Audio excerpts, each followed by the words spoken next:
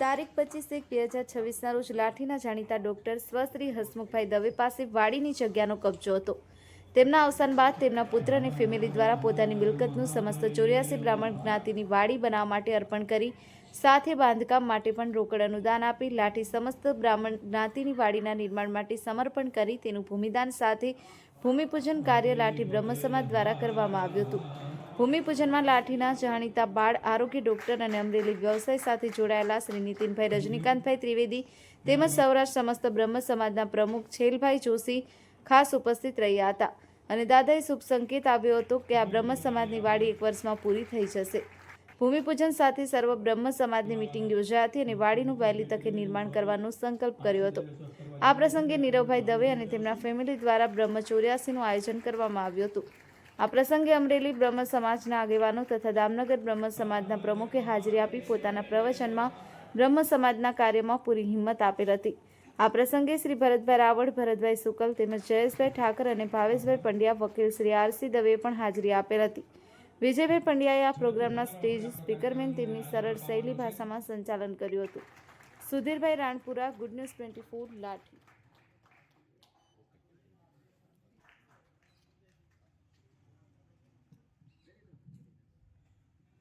મોટી જગ્યા હોય એમાં નાનું બાળક હોય, હવે નાનું બાળક મેળામાં ખોવાઈ જાય, એના મા બાપથી વિખૂટું પડી જાય, તો એ નાના બાળકને આપણે બોલાવીએ, એને તેડીએ, એને ચોકલેટ આપીએ, એને વસ્તુ આપીએ, એને રમકડા આપીએ, પણ એ બાળક કાંઈ રમકડામાં સ્વીકારે નહીં, ચોકલેટ લે નહીં।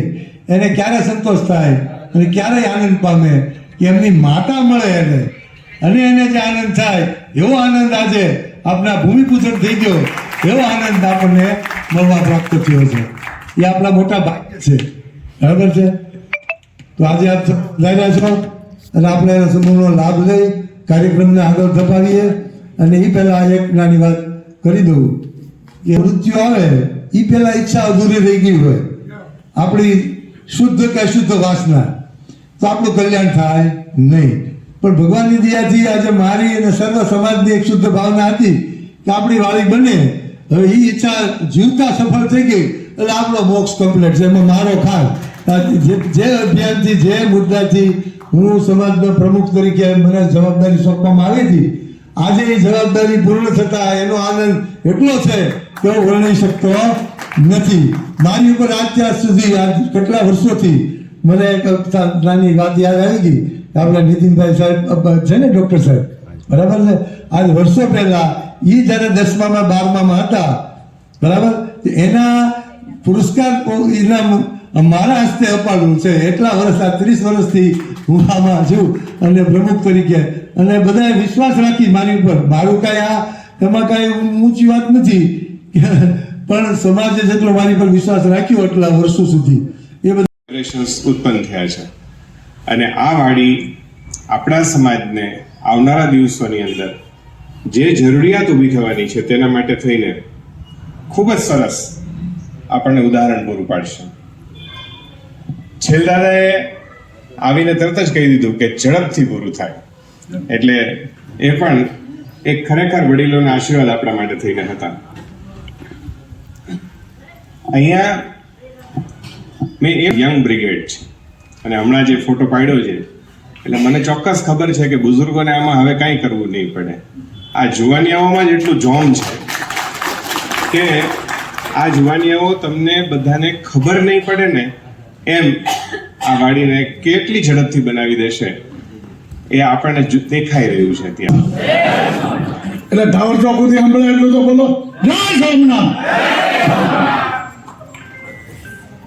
ઋષિપુત્રીઓ, ઋષિપુત્રો, આદરણીય શાસ્ત્રીજીઓ, સન્માનનીય દવે પરિવાર, આપણા પ્રમુખશ્રી અને અમારો યુવા નેતા જયેશભાઈ, ખાસ અમરેલીથી પધારેલા મિત્રો, હું અમરેલી જિલ્લાનો પ્રમુખ 11 વર્ષ રહ્યો અને ત્યારે આ વાડી નિર્માણ માટે એક વખત અમે અહીંયા જ મિટિંગ ડૉક્ટર સાહેબની ત્યાં જ કરેલી, પણ અંજાળ બળવાન છે, આનું અંજાળ ન આવે ત્યાં સુધી આપણે કાંઈ ન કરી શકીએ। 100% એનો આજે આપણે બ્રહ્મ સમાજની જે વાડી બનવા થઈ રહી છે ત્યાંના આજના ભૂમિપૂજનની અંદર આપણે શ્રી મુકેશભાઈ ત્રિવેદી પાસે બે શબ્દો જાણીએ. આજના ભૂમિપૂજન વિશે તમે શું કહેવા માંગો છો અને આ બ્રાહ્મણની જે ભૂદેવની વાડી બની રહી છે એના વિશે તમે શું કહેવા માંગો છો? અમારી ઘણા વર્ષો પહેલાંની જૂની વાડી અહીંયા હાજરમાં છે. ત્યાં એ સ્થળ ઉપર આપણે ઊભા છીએ.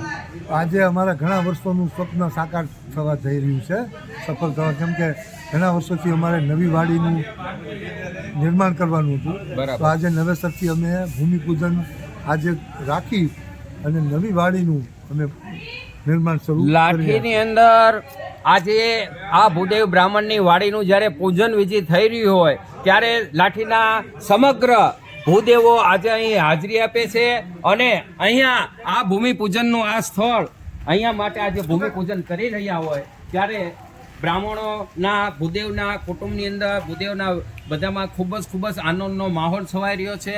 ખરેખર આ લાઠીની અંદર આ પહેલ છે કે ભૂદેવની વાડી બની રહી છે. અસ્તો શ્રી સુધીરભાઈ રાણપુરા, લાઠી પત્રકાર.